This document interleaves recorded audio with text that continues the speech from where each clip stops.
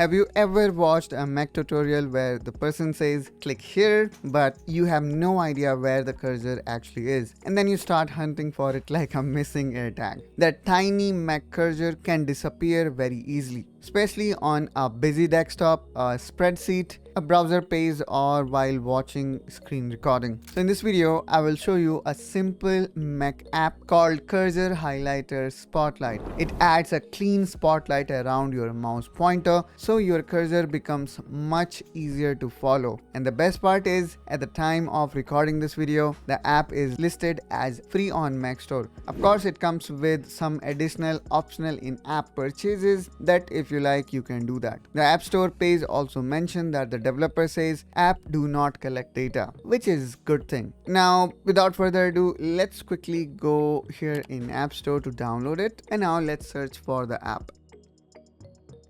And the app that I was referring to is the following. So let's click here on get. And now here we need to enter our password, not your Mac password, but your Apple ID password. And there you go. Now let's click here on open. And here we can see the default cursor spotlight looks great. Now let's click on next. And here we have got option to customize it. As we can see here, click on next. And then these are the options probably we have, which include visibility, hello shape, hello size, hello color, click animation, cursor size, and launch at login.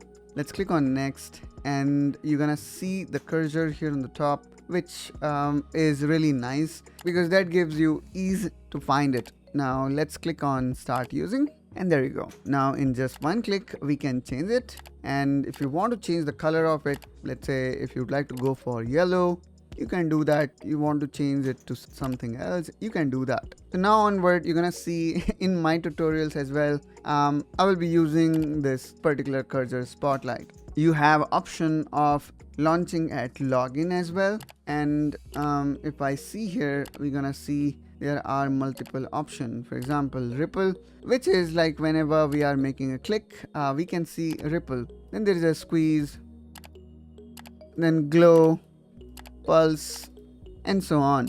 And I think ripple looks more natural. From here you can control the size of the halo, and then if you want to change the cursor size, you can click here on change, and from here you can change the pointer size.